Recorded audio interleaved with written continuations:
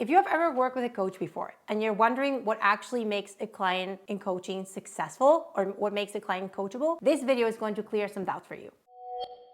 Hi, my name is Jimena. I'm a behavior change coach and I'm the director of coaching at Body Brain Alliance. And in this video, I want to share a couple of things that our most successful coaching clients do. If you've been following along for a while, you might know that we offer a coaching program for people that know exactly what to do but are yet not doing that. So we work on behavior change. We actually help clients bridge that gap with coaching and specific curriculum. And in that process, one of our big areas of work is actually helping clients develop autonomy and self-trust. Our goal is not to have clients in coaching forever. Our goal is for clients to develop certain skills and certain tools so that they can continue on their journey and apply and sustain the change that they are creating. And if you'd like to learn more about behavior change coaching, you can actually watch this video by our founder and CEO telling you about her own experience joining her own coaching program. Now, these are some of the things that we have noticed that our most successful coaching clients do. Number one, they work on developing self-awareness. Awareness is a skill, and it actually requires this attentive observation of our own behaviors. A coach can actually give you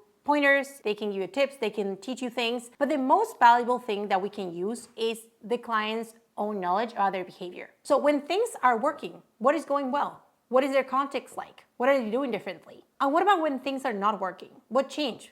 What is actually creating some struggles? What is making things hard? So if you don't develop that awareness, we're simply just trying things out and seeing what sticks. We're missing out on that value that will come from your own experimentation and from your own observation about your behaviors. So developing that self-awareness is actually the best way for us to be able to personalize the approach that we're going to be using in coaching. The second thing that these clients do differently is that they operate from curiosity. The skills behind this one are actually neutrality and self-compassion. It's really hard to be curious when you're being judgmental. And we take a compassion-first approach in our coaching, and we actually help our clients and teach them how to take their approach on themselves as well. A lot of clients actually fear that they might be too compassionate to themselves, but being compassionate opens the door for us to be able to explore a little more without that extra judgment that prevents us from learning from whatever is happening there. And something important to think about if you're struggling with that compassion is that if being hard on yourself worked, it probably would have worked by now. The third thing that these clients do is that they are willing to explore their resistance. Resistance is this feeling that we all have at some point where usually it's met with this contradiction of,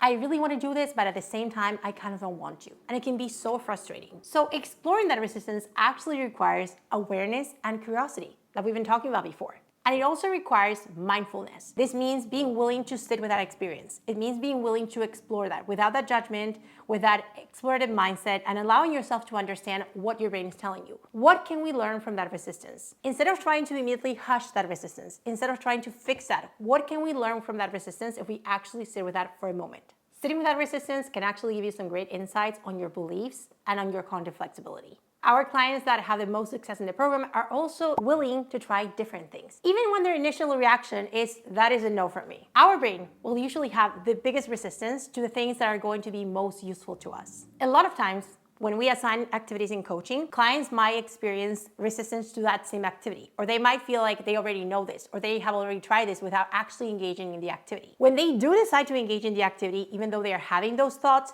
that is already change in motion. If you're working with a coach and they are assigning activities or giving you some ideas or some suggestions or reflections to engage with, and you're experiencing that big resistance or are choosing to stick with that, think about whether that is the barrier that is preventing you from creating change. Nothing changes if nothing changes. And it's really worth it to consider if that resistance to doing that activity or reflection is really coming from that place of knowing that it won't be useful or just wanting to stick to your usual patterns. And if that is the case, this is not going to create change. And that is exactly what you're in coaching for. Number 5 is that they are willing to find answers instead of expecting to be told what to do. So yes, the process of actually figuring out what habits, what routines, what systems would be most helpful can be frustrating at times. And yet, no, we can't just tell you what to do. Your coach is going to help you find those answers and answers that are actually relevant and authentic to you. Your coach doesn't know those answers. Only you know them, even if they are not up in the surface yet. If tolerating that frustration is making you want to disengage from your coaching,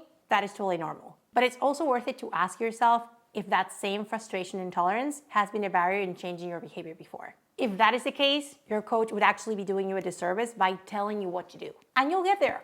But the only way out is through. And it might even end up being an enjoyable process if you actually decide to engage with it rather than want to take the highway to getting the right answer. Number 6, clients that are most successful in coaching communicate. Coaches are not mind readers, and they're there to support you, they're there to help you out, but they actually need you to reach out first. Your coach wants what is best for you, and they are ready to support you to the best of their ability. So make sure that you're sharing your wins, make sure that you're sharing your struggles, your thoughts, your concerns, so that they can really be there for you as you deserve.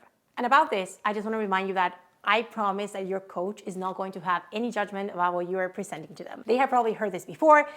It is very likely a very normal part of change, and you can only know that by addressing that with them. You are actually here to get support and accountability, so use that. And lastly, these clients reflect frequently. Now, I'm not talking about like whole journal entries here every single day, though that doesn't hurt if that's your thing. But I'm talking at least taking the time to reflect maybe once a week, just thinking a bit about what went well, what didn't, how you felt, your thoughts, your context, having a better idea to develop that awareness that we talk about in the first step. This is actually helpful both for you and for your coach, because your coach can only know what you're sharing with them. And on the other hand, as you go through the process of reflecting, you're probably going to find different things that you hadn't paid attention to. You're going to spot different wins that you had. You're going to realize that things actually went maybe a lot better than you thought, that you can spot progress in different areas. You're going to learn more about what you could have done differently. You're going to come up with different ideas to coach yourself and maybe present those ideas to your coach to develop more of that autonomy that we're talking about. Whatever reflection is possible for you, make sure that you're doing that, because it will only be positive and add great things to your coaching process. And if you're interested in learning more about our coaching program, you can go into our website and learn more about the tiers that we offer and the different services that might be suitable for you. If you like this video, remember to hit like and subscribe, and I will be seeing you around.